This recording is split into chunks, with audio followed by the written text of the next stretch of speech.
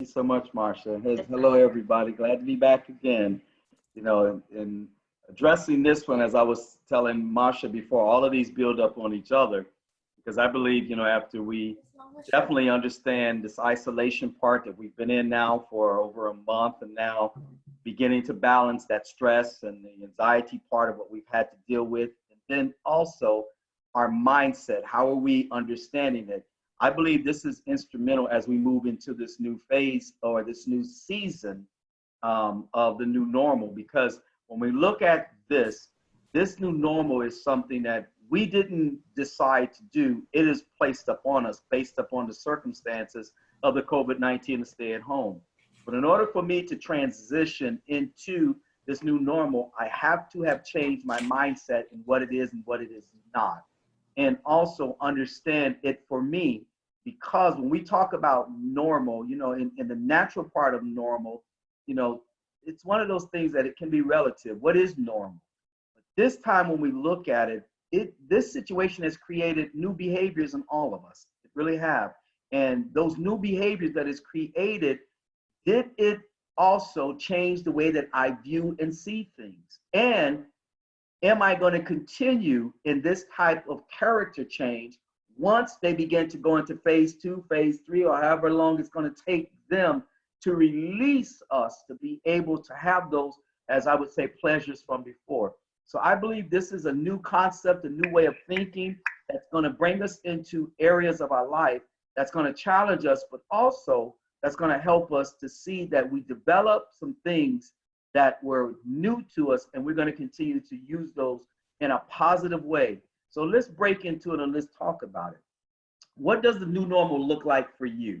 And I say that because, this is a new process for everybody. And I want to use the word season, because this season that we're in right now, it is something that, we didn't choose to. When we look at seasons as in a natural, we can prepare for them.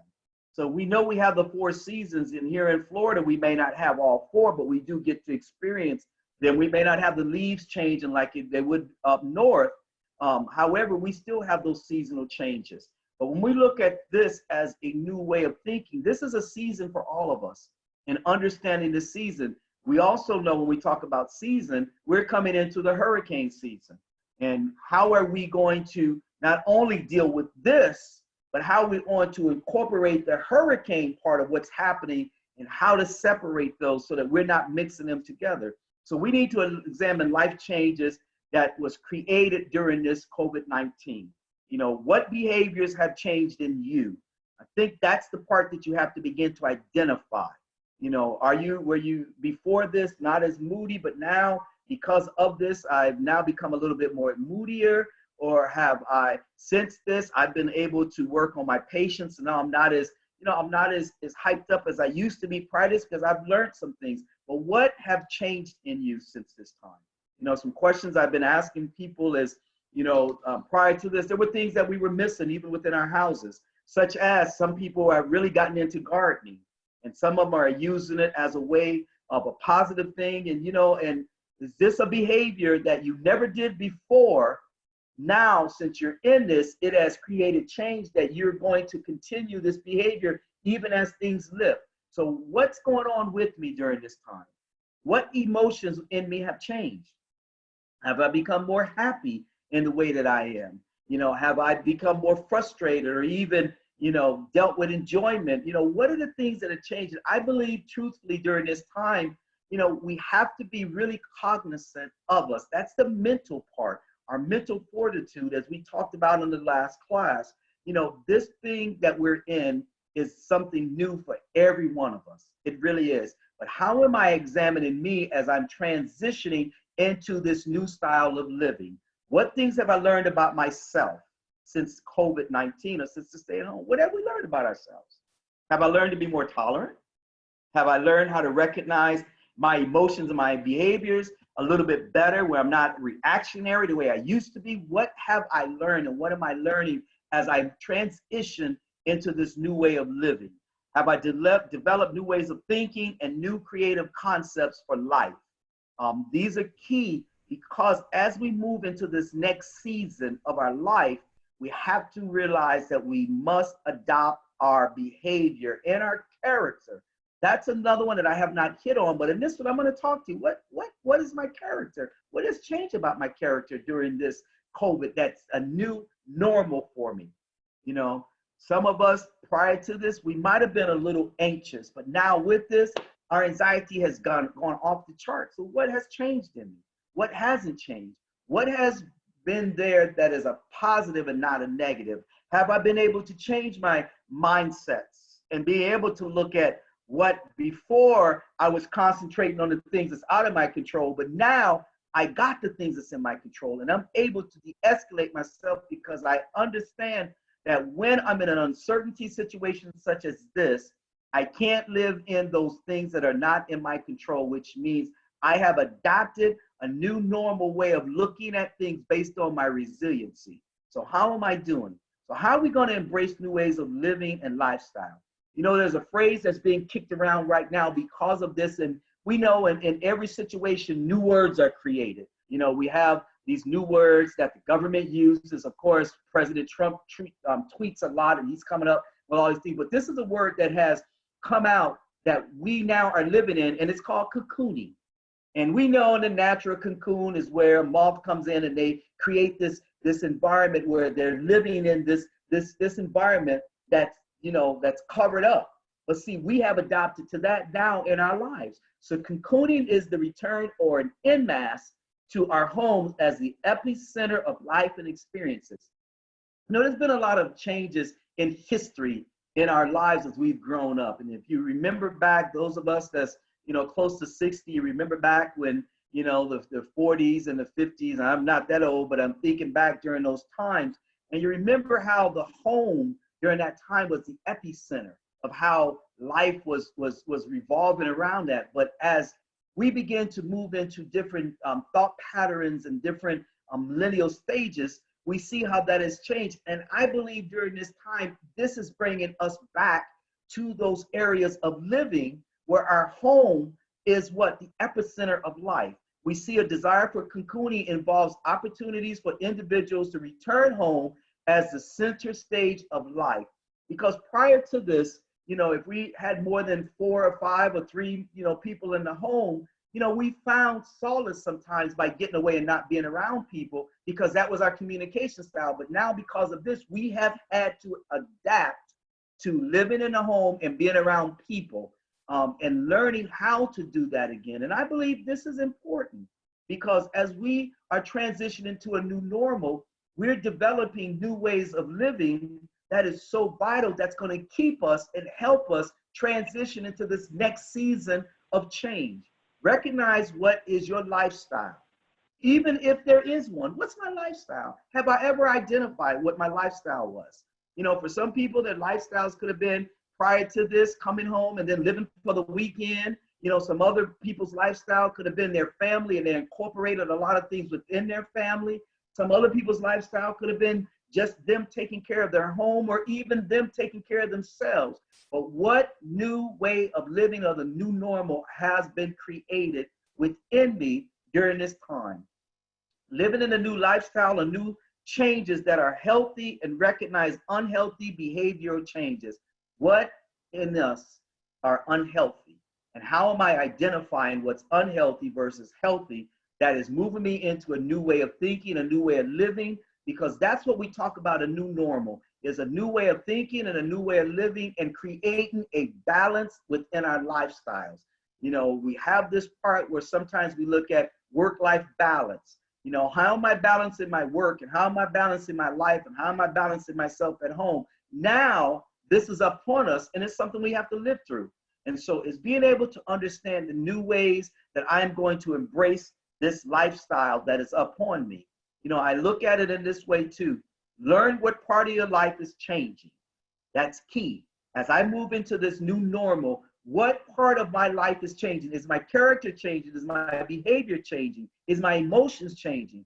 Or am I saying there's nothing at all changing? You know, that could be for some people. However, if change is occurring, and let me tell you it is, because whether we understand or even think about it, Change is occurring from the time we wake up in the morning. We cannot get that time back, and that is change. Some people do very well with change, some others don't. But we have to realize during this time, change is upon us, and it is happening whether we like it or not. So how am I going to embrace this new change, which I call the new normal? How am I going to embrace it?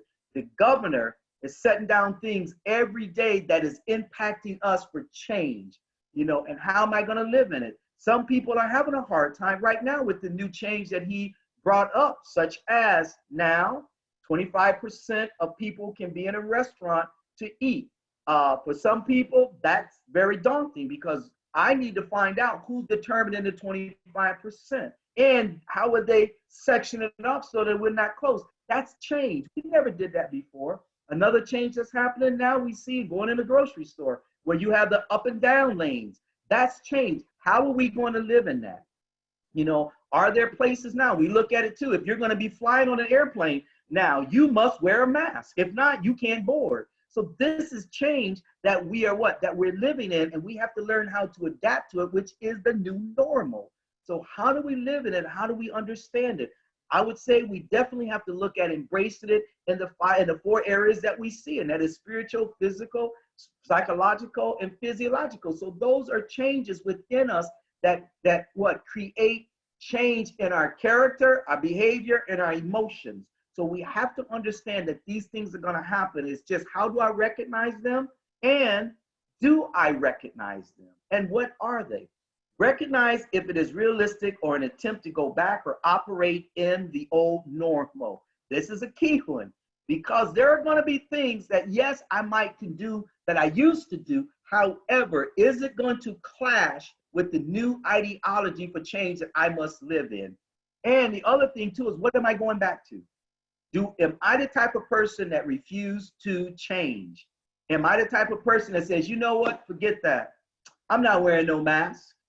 Don't worry about that. I don't need to wash my hands. These are the kind of mindsets that we have to pay attention to. Am I the type of person that says, okay, now that the governor has lifted these restrictions and I can go to a restaurant, if they do have a 2-hour time that I can be there, I'm not worried about that. I'm going to do my own thing. These are the mindsets that we have to look at, because there's some people, truthfully, that don't believe that the coronavirus is really serious. They're believing that it's just a hoax from the government, and they're just trying once again to control us as an American people. So you have all these different ideologies. However, the thing that we have to go back to is, what's my new normal? What's going on with me? How am I embracing it? So some of the thought processes and new behaviors that go into it is, understand the new way of thinking about what is normal for you. What is normal for you? Understanding that, and also recognizing what is normality. What does it mean? If you were of the thought that, normal is what it is and there's no such thing, then of course, that's going to be a part of it that you're going to adapt to. But you also have to realize and recognize the behaviors that have to change during this time. New ways to connect and support each other in adversity.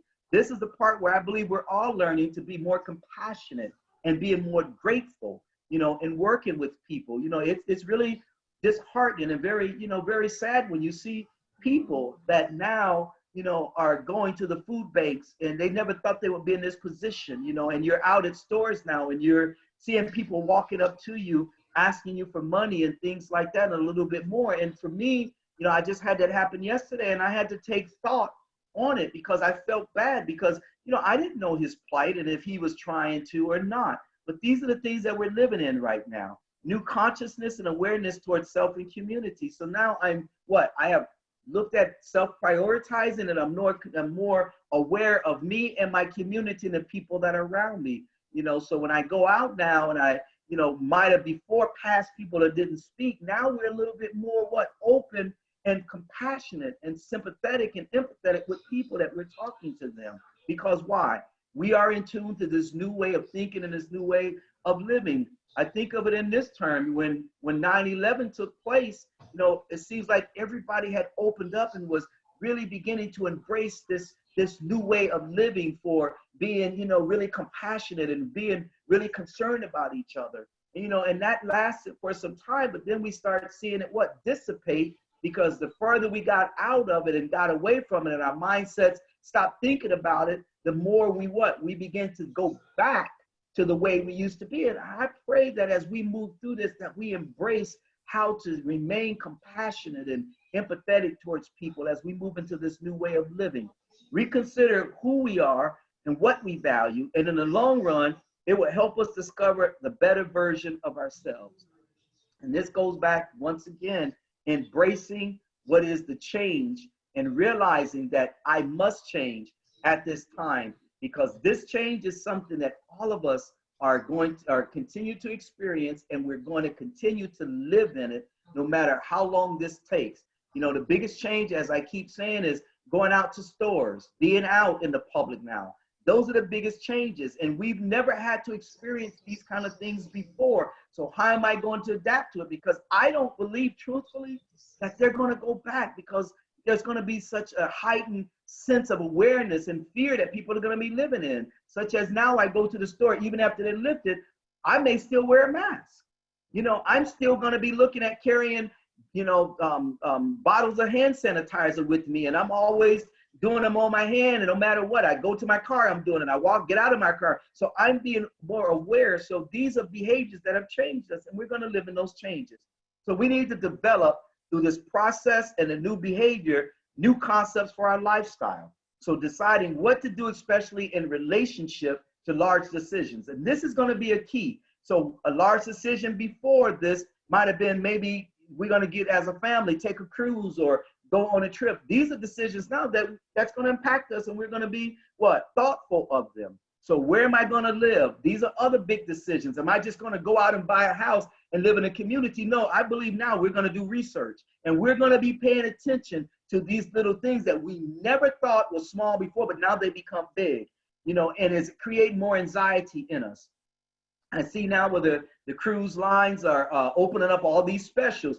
How many people are going to be really, really fast to go on a cruise ship? You know, these things affect us. So we have to think about this, because this is the new normal. Even flying, they said that here in Tampa, they said that the airport is 90% people are not coming to the airport. So they've lost a lot of revenue because they're not getting very, very many people to fly out. So these are behaviors that I believe are not just going to just change just like that. It's going to take time for people to begin to understand that this is a new way of living, and a new way of us beginning to act. And so we have to develop styles that are going to be very easy for us to adapt to, but our mindset has to change from the very beginning.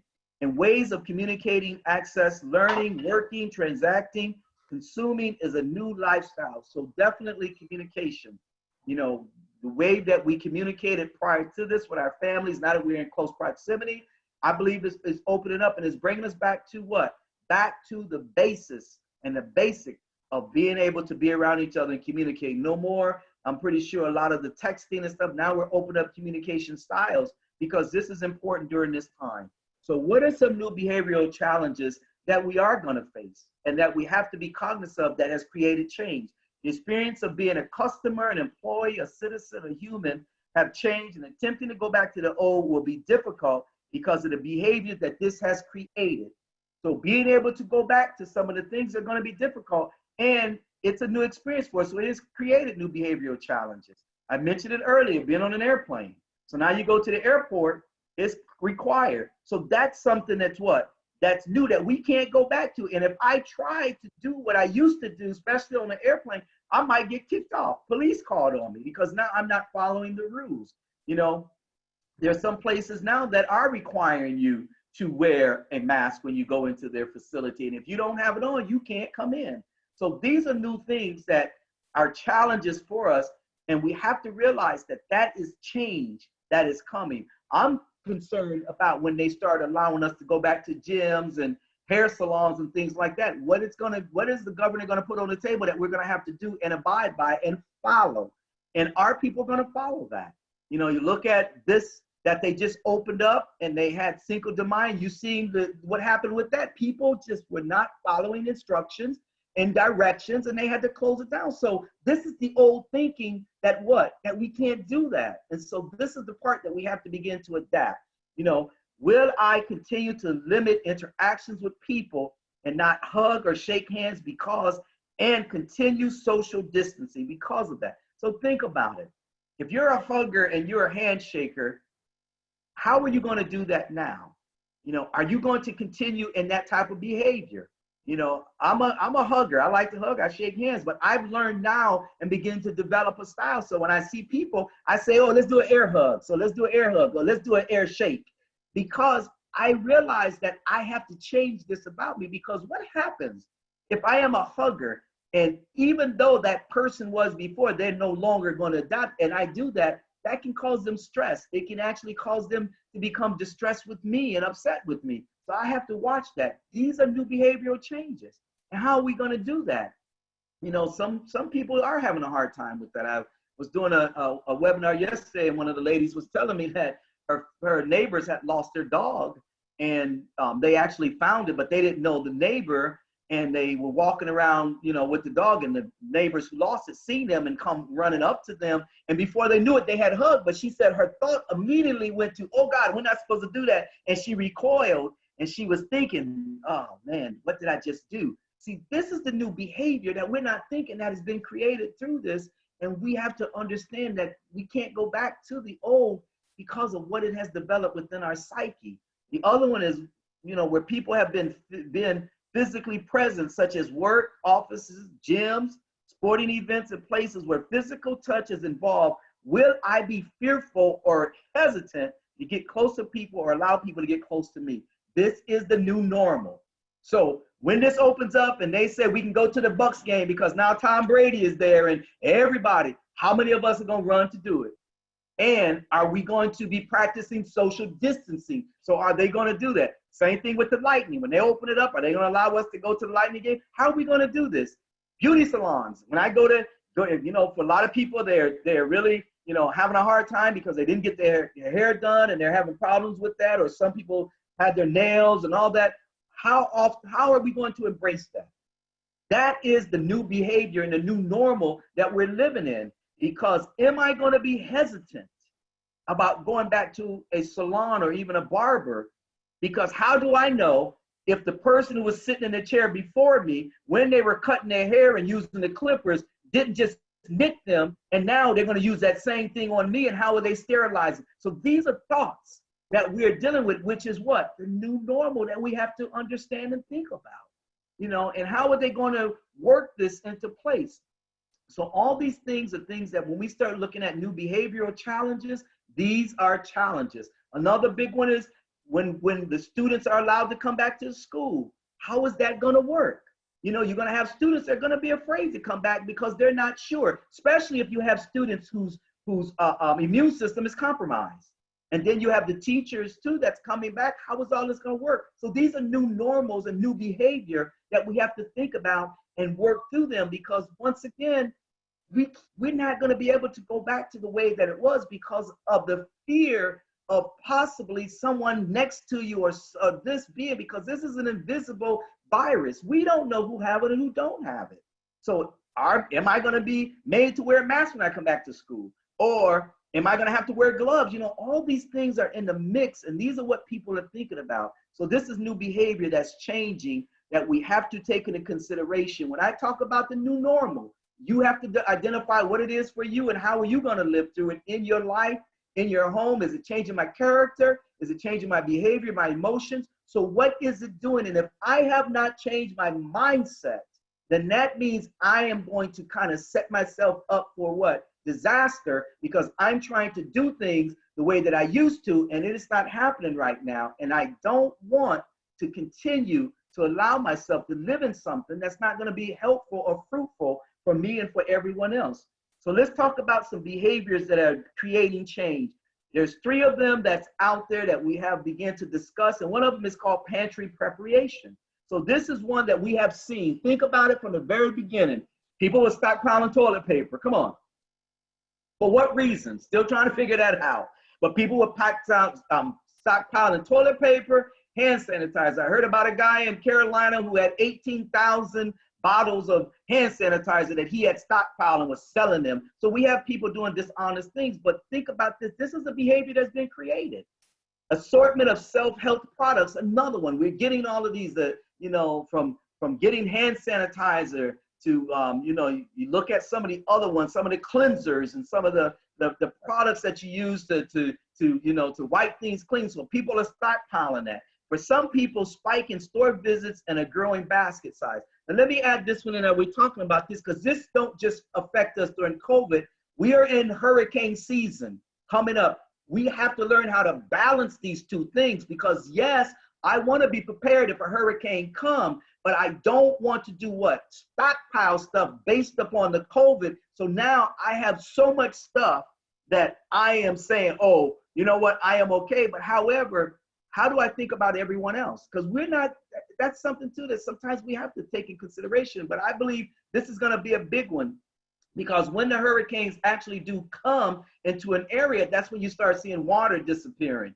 You start seeing a lot of food and those kind of things, and people begin to stockpile. So we have to be cognizant and pay attention to these things because COVID has created these. They really have. And how are we going to separate it when we're in hurricane season? Quarantine living, that's another one that's happened since this, which is a behavioral change. It increases online, and this online shopping has increased. And I was looking at a stat where it said in some areas, it's up to 90% that it has increased. And looking at Amazon and UPS and all these people that deliver, we see that it's increased because people don't want to go outside. Some people now, even today, they don't do any of their shopping from in the store. They have people deliver it to them. For some people, decline in store visits, they're not going. They're not doing it. That is a behavioral change, and that is a new normal. Anxious behavior for some people because increased out-of-stock requests. So now I want this, but I don't have it. I was talking to a friend of mine, and he ordered a mask. They told him it would take him 3 months to get a mask. So that's one of those where we see an increase of items that number one are out of stock. So that can create anxiety in some people, which is a new thing. Thoughts of not having enough food. So we see that there was this going on and people were saying, oh, we're running out of beef or we're running out of this because, the workers in the plants were affected by COVID. So now they had to decrease the number of people working, which did slow down the production. But once again, that's quarantine living because we begin to live in that, which is a new normal for some people. So we have to identify these things, what they are and what they are not. The other one is restricted living. So when we see restricted living, that is severely restricted shopping trips. I am not going out at all. So I have now decided that I'm just going to live in my house. Once again, remember what I talked about earlier, cocooning. So this goes into that. So I'm just staying in my house. I'm going to order everything, no matter what. I don't need to go outside. I'm even concerned about checking my mail. So all those things are what we're living in during this time, which is a new normal in this change in behavior. So we see prices, online fulfillment is limited. So now, they're starting to feel this limitation because of their online shopping and they're not fulfilled. So all these are emotions that's taking place. Price concerns rise and limited stock availability impacts pricing in some cases. We have heard of people doing price gouging and those kind of things, but this is what's happening as this new normal has taken place within our society.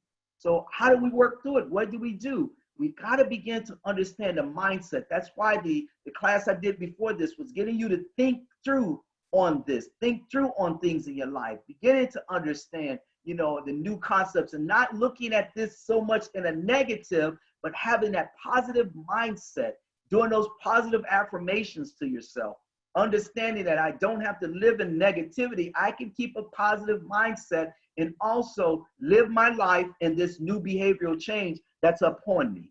So as we close, living in the new normal, this is some of the things we have to look at.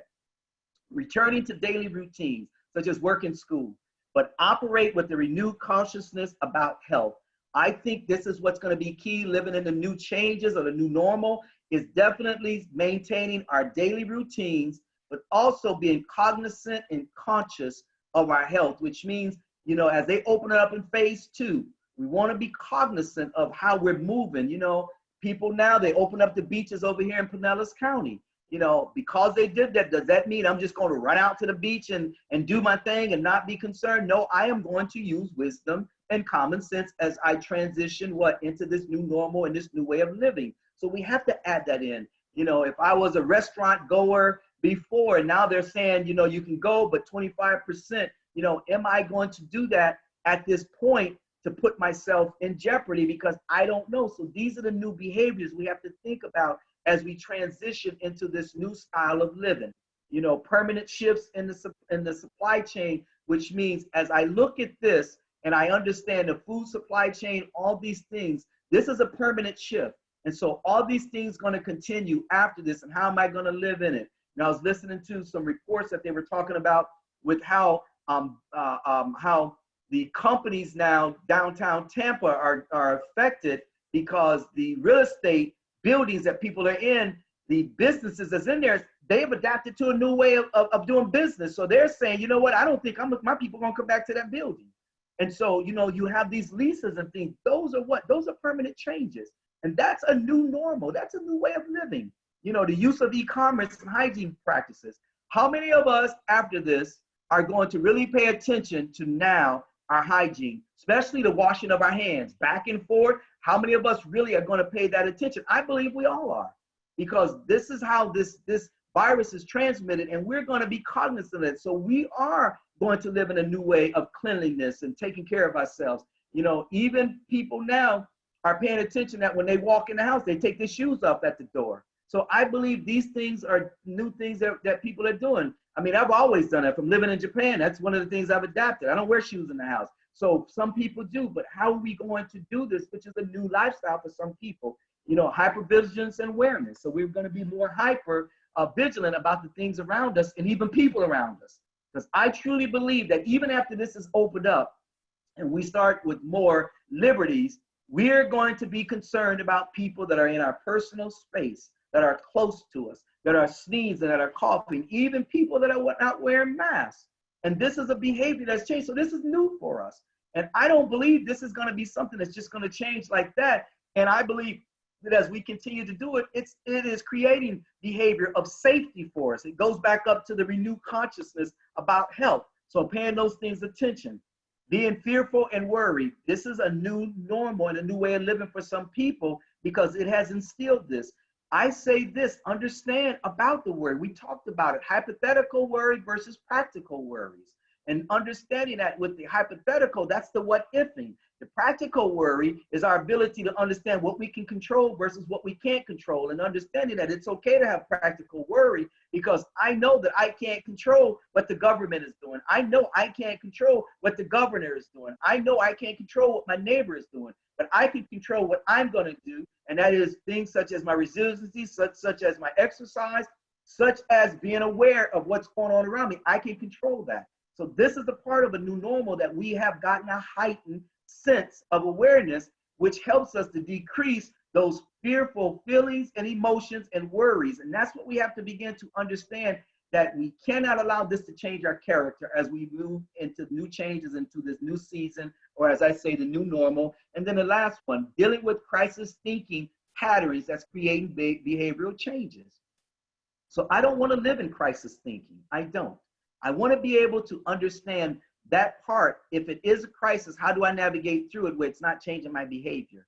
Because the new normal is the ability to adapt to change, where I understand what the change is and then live in it, where I am still prospering in who I am. And it is not causing me to set back and to go back and to stay in that old mindset that is not going to be productive as we move forward. So, you know, when we look at this and understanding my new normal, it's what you understand about you as far as where you're going to take this and live in it, and not allow fear and worry to be the determining factor in how you're going to deal with your life. Because no matter what, we all have to keep living. We all have to keep striving and moving forward. And that's one thing about change that is so important in life, is that we're constantly moving forward, because anything that stays the same is dead, to be truthful. And I don't want to stay the same. This new way of living and this new lifestyle is something that we all have to learn how to embrace, whether we like it or not. And we have to learn how to move forward in it where it is productive for us. And I believe that is very key and very vital as we move forward. So as I always say with this is understanding too, that if you need help and the students need to reach out, we have our SAP program that's there. This is what we have for them. This is the number. Please reach out. Know that you're not in this by yourself, that we're here as a resource to help you progress and navigate through things that's going on. You know, this is the new normal, and it's difficult for a lot of people. It really is. But knowing that you have help that's there, and you have people that you can contact, that you can speak to, that can help you navigate through the vicissitudes of life during this time, and understand this new season that's upon all of us. And then know also that as you transition through this new season, that the help that you're going to get can be permanent, because it can help you navigate through some of the mindsets and some of the emotions that you might feel by being in a new way in your life, and by experiencing new feelings and emotions that maybe you never felt before. So as I turn to my resource page, I want to open it back up to Marjorie, so that, I'm sorry, not to Marjorie, I meant another one. So I want to open it back up as we come into this. And if there's any questions or any comments, please let me know. If you have a comment, open up on your mic and let's talk about it. But I want to say this, as we get through this new lifestyle change, please be cognizant of character, behavior, and emotions that this new normal is either creating or have created. And then how do I adapt myself to this new lifestyle of living and change for me and for my household? So if you want to come back on and let's talk about it. Yeah, thank you so much, Tracy. Again, really good information and food for thought. I was sitting here typing away over here in this chat. I feel like these are my therapy sessions, so thank you. I really didn't have questions, just a lot of us, as I said, just sharing our thoughts over here in the chat. But we do want to open it up if anybody has a question or a comment. Avi was saying that you know, she thinks that people understand and accept the word and the meaning of no more now than ever before. Right. So I wholeheartedly agree, Avi.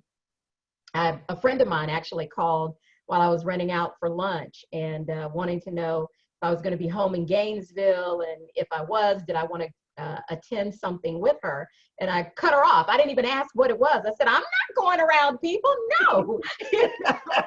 Then she proceeded to tell me they are feeding, basically feeding the hungry. Our sorority and fraternity are partnering, and they're helping out with this group, I guess, Food Share. Okay. And that's what she was inviting me to participate in. But I just immediately went to, no, I'm not going around people. And you know, Marsha, it's funny with that too, because one of the other things that's happening now for families is that they've opened back up the daycares. And we're seeing families that are really concerned about that, because am I taking my child to this daycare that I'm not sure what's going on? So that's creating some anxiety in people, which once again is what? A new normal, because before it was like, no, I'm taking them to the daycare, but now that's a hesitancy on our part. And this is creating new thoughts and things, just like you said, you know, hey, people are saying now, oh, they opened it back up. No, they haven't, but that's the mindset that people are getting into, because they didn't like the fact of being told you can't do this. So now it's like, you infringe on my rights, so I'm just going to do whatever I want to do. That's the old way of thinking. And I believe that's what's going to get people into a lot of problems, because they're going to try to do that, and it's going to create issues. Yeah, that's such a good point. I know Eileen has children, and been dealing with the daycare, although she can speak more to her daycare. I think is doing a great job of taking temperatures and all of that. But yeah, you know, as the state opens up and people return to work, which is good for a lot of people who need to return to work. But it's going to be scary. You know, you are going to be taking kids. Eileen, if you want to say something, I didn't mean to cut you off. No. I was just going to say, yeah, they've been open the whole time, and it's been wonderful for me, for my child. But I know they have a decreased, it's almost like 50% of the people pulled their kid out. So it's all over the place. But like my child said to me the other day, Mommy, my friends aren't standing 6 feet apart from me. Right. and they're invading my bubble, and they're going to give me COVID, and he's 4 years old. So that's Right, kind of right, like, right. wow, you know? So Yeah. it's like, am I doing the right thing? But Yes. it creates normalcy for him, but. Yeah. And But you that's think a new normal. Exactly. You think about that too, because like you said, he's 4, and think about the understanding of the 4-year-old dealing with that. And so that's the part too that can be, you know, very daunting for us, because now we're trying to balance that and, you know, thinking, okay, if he's feeling that way, I wonder who else is feeling that way. And then how are they really dealing with it and talking about it? You know, they're in that school setting. So that's one of those things we see. Another one that we talk about is what I mentioned earlier, and that is we're in hurricane season. So how are we going to balance those two things that's coming up? Right. Yeah. People are stockpiling. Yeah, that's a big one. I hadn't even really started thinking about hurricane season until you said that earlier, Tracy, and I went, oh, good Lord, that's right. That's upon us now. Carlton, we're so happy to have you on the line again. Before I unmute yourself, because we're going to let you say something, I wanted Michael Brower walked into my office, so wave at everybody, Mike. He's not 6 feet apart, though.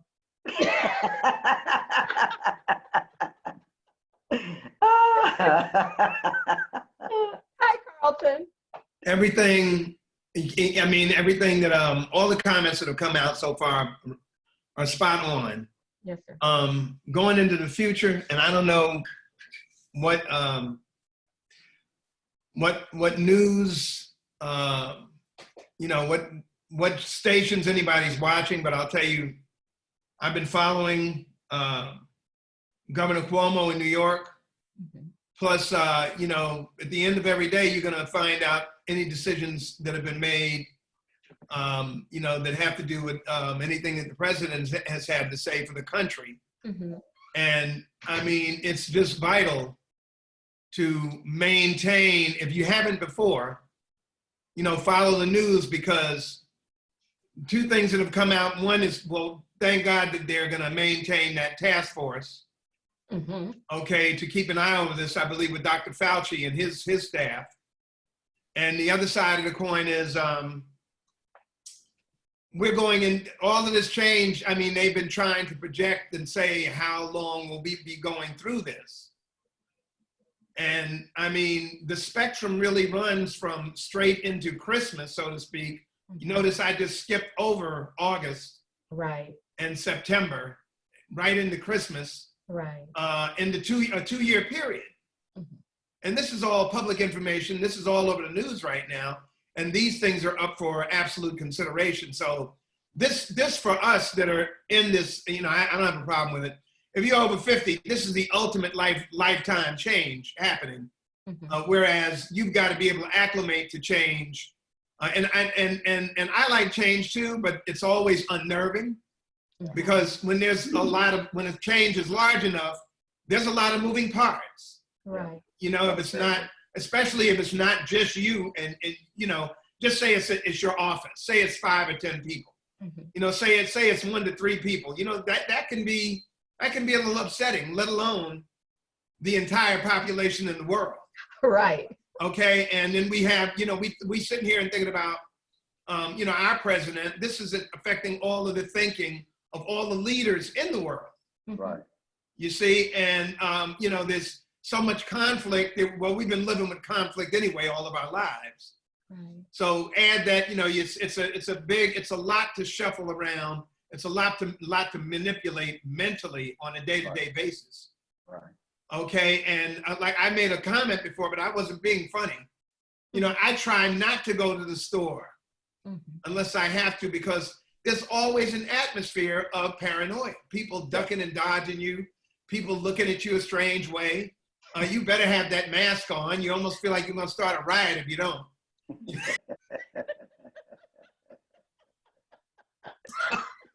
Is my horse outside waiting for me? I hope. That's me, Carlton. I hope the horse hasn't run away. I give dirty looks.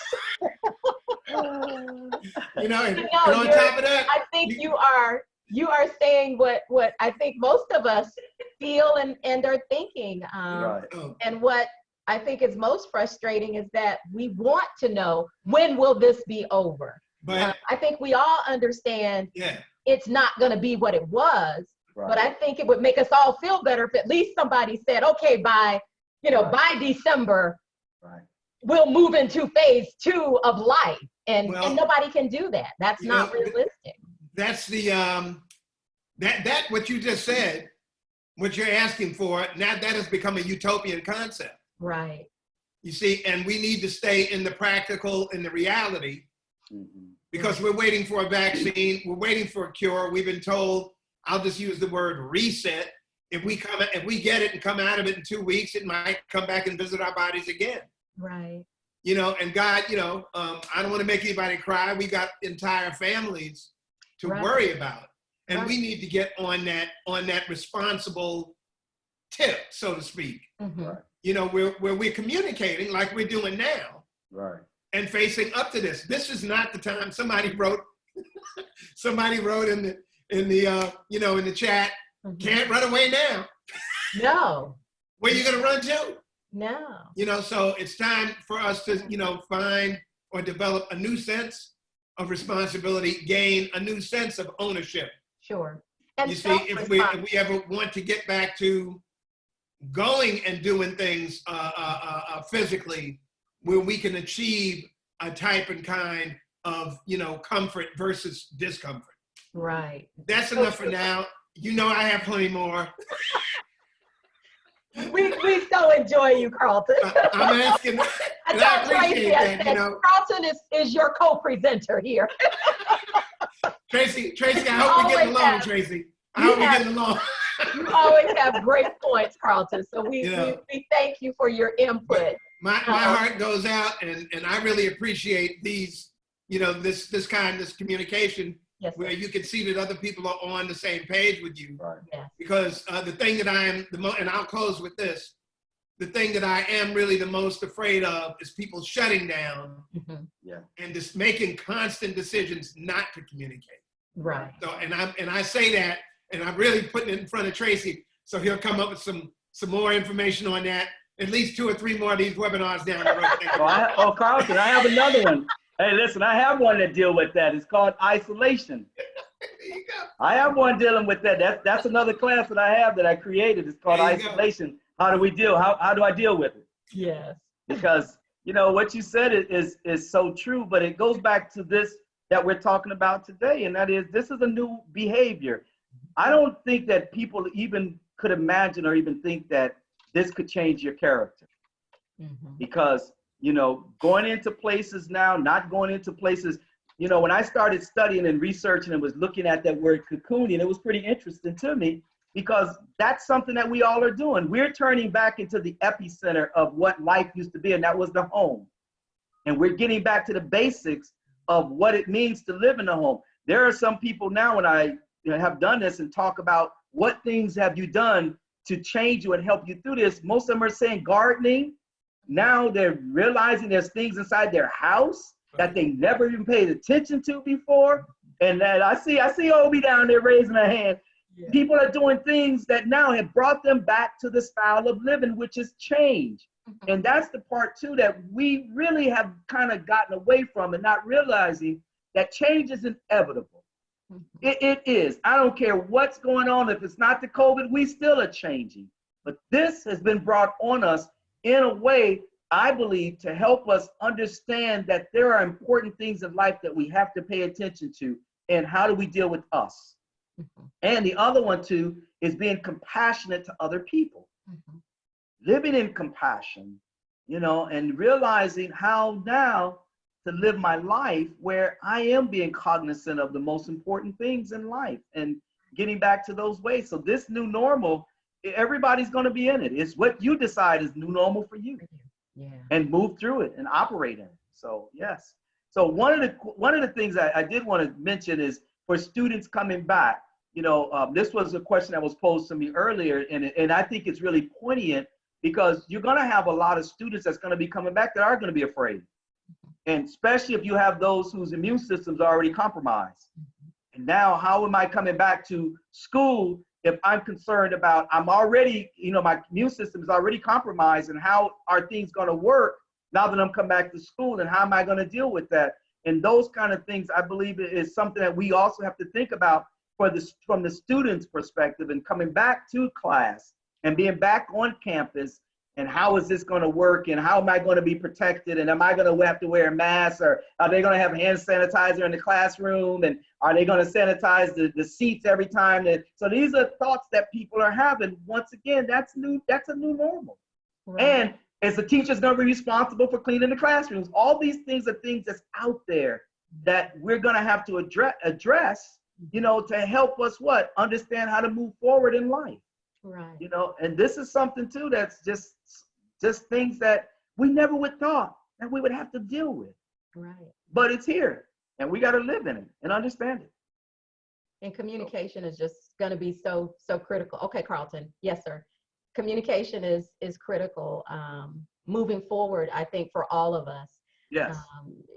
The first stop to getting students back on campus is getting faculty and staff back on campus. And exactly. So I think our leaders, our college presidents and our administrators are doing a really good job of communicating with the employees what they're doing, where things stand.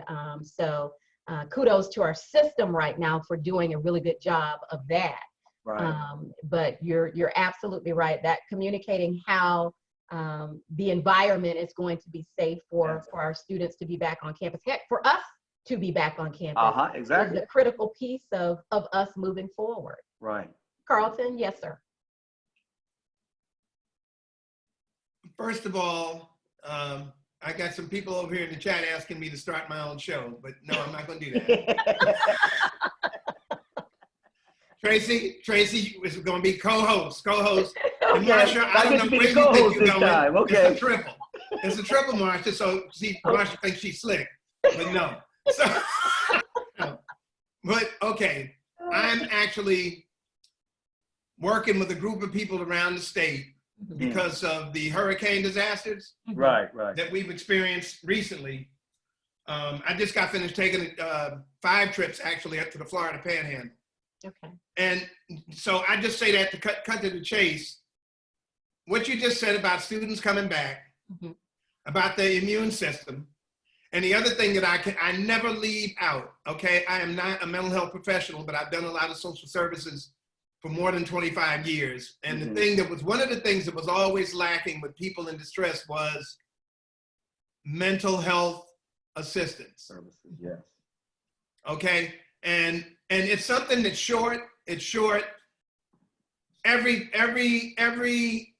place I've ever worked in social services, there has never been enough counseling. Yes. And now we're in a crisis. We're in a pandemic. Yes. And just to cut this short right now, because I'm telling you, I have these discussions with professionals, all the time. These are my friends, okay? And thinking ahead of the curve. Right. So the medical piece of this is it's off the chain. Right. Okay, as far as I have a friend of mine who's in the group, and she's got asthma, and she has I think she has 3 children and a husband, and she's frightened to death. She keeps talking, and she's speaking positively about building a project. She's also saying she doesn't know if she's going to be here next week. Right. Right. You see, this is how strong this person is. Sure. Okay, this is an attribute, to her strength. Right. Okay, and her brain power also. She's just a phenomenal person. So what I'm saying is, yes, our children coming back, because going into the future, they are just facing even whether or not they're going to, without this, are they going to finish school? Are they going to drop out? What is their financial situation? Right. We have so many homeless college students without this. Yeah. Okay. And as a matter of fact, I saw on the news, local news, we have a homeless area across the street from our campus. They're getting ready to go in. They are removing, I know they're doing it already. They're removing the veterans. They're removing the veterans because there's a lot of homeless veterans in the area. Wow. And we're still talking about school because I have a lot of veterans who are homeless, who are attending my, where I work, my college, okay? Right. So that's all part of that. Right. So what I'm getting at is we have not done enough prevention. Yes. Here we are again in the intervention mode, Right. trying to insert something. Right. And so we need to, it's the same thing again, making sure going forward, we need to start trying, because it's going to be a drag. Sure. You know, the budget, everything is a budget issue. Yeah. Right. If we really want to fix this, to begin to fix it, we've got to drag in and take into consideration all the components. Sure. If we want to come out of this and Stronger. begin to start some new mental health and some new physical health. Sure. Yeah. Okay. And this is learning. You know, it's huge. It's a big ball of wax. Yeah. And I put this on the table because in the discussions that I'm having in my other groups, you know, we have the same dilemma. How do we fix this? And and I saw where they wanted to take on the news one of the healthcare, I'll just say, components. They wanted to take one off the table and, you know, take it away from people having the option. This is not the time to do those. Right. Take anything that might help people off the table. You know, I don't understand how people think sometimes. So if and when we can have any roundtables to really put in these essentials, because as we go forward, these needs are going to be, I'm afraid. Yeah. You know, I'm afraid to say, you know, we know that we're going to, I'll put it to you this way. We know we're going to lose people. Let's see how many we can save. We can save. Right. Yeah. We're going to have to do some maximized effort to make that happen. So until next time. Thank you for I that, Carlton. see Tracy getting tired. I started to put him to sleep. Well, no, we're actually listening to you. We're coming You're up on point. So, You know, we are going to have to revisit this Carlton show. we can't lose our sense of humor. We And cannot. Just before this happened, I lost 3 people, 3 close friends. Yeah. You know, and it wasn't to this. Yeah. You know, 2 of them, it was cancer. Yeah. Right. And the other one, you know, she was 90. That was my godmother. And, you know, so, and it hurt. It really hurt. Right. Yeah. So we've got to find this, we talking about a new normal. Right. Within the new normal, we've got to find a newfound strength. Yes. Okay. And I've been putting my hands up, so that should be enough strength to start with. Okay. Yeah. You know, but I think you all know what I mean. And you know, we need to just please carry on. No, I appreciate the points you were making, Carlton, because you're so right. We've always known that mental health care was critical in our livelihoods, in our lives, and we haven't always paid enough attention to it. Certainly now, I think all of us, in a way like never before, you know, we're realizing it. We are dealing with it ourselves. A lot of times it was always, well, somebody else was dealing with an issue or somebody else was having an issue. Well, I think what COVID has done is it has leveled the playing field. We all are dealing with this in some way. And we all are having to think about our own mental health, as well as those of you who are parents and so on and so forth. And so you're absolutely right. Moving forward, we cannot forget that this is going to be a critical part of the healing process. I want to segue to Baycare, because I think that Baycare is probably, you know, head and shoulders above everybody else in this. And maybe Jackie or Joanna, this is a good time for one of you to come on and just talk about what services you're providing, because you're providing services to a number of our colleges in this area for our students. Yeah, thank you so much for that. This is Jackie. Thanks, Marcia. And Mr. Carlton, you know, if I can be a guest on your show, maybe sign me up. But yeah, what we do we have what we call a student assistance program. And we're so proud to have 17 colleges throughout the state, most of which are AFC institutions. And we started our services back in 2007 after the Virginia Tech shooting. So because that was a, you know, changing event for us, particularly in higher education, where, campus safety and mental health really came together. And our friends at Pasco Hernando State College, which is in our neck of the woods, they contacted us and said, we need something for our students. What can we do? So we developed the Student Assistance Program. And the idea is to be that resource for the colleges, to give the students access to the services that they need, with the idea to help them finish what they start. We have our 800 number. It's answered 24/7 by mental health professionals.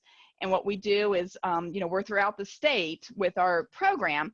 We're physically based in the Tampa Bay area, like, Tracy's referenced before. But what we do is we set up a network of clinicians that meet our criteria for clinical expertise to provide counseling services in the local community. Of course, now, so much is being online and virtual, so we have clinicians that have made that shift, like we all have, and are doing virtual and telephonic support. But it's been a great program.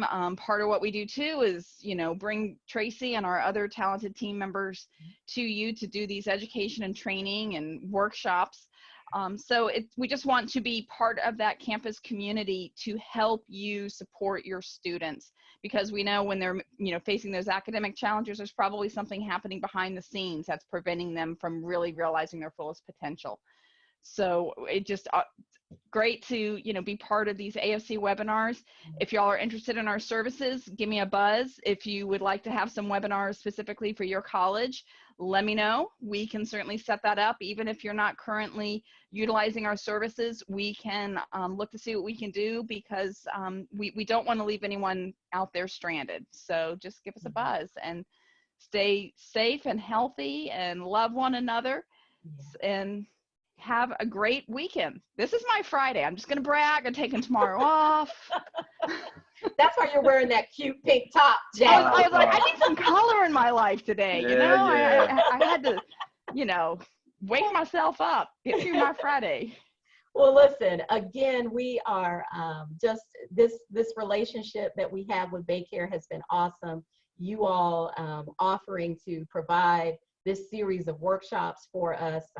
We truly thank you. We appreciate you, Tracy, for each time you just knock it out of the park. And like I said, I felt like these were my personal therapy sessions every time we were online. And, some of it certainly is, I think, stuff we know, but it's nice to be reminded and to really focus in the moment and think about it and process it and think about your behavior and how you can deal with these changes, because what we once were, we may never be again.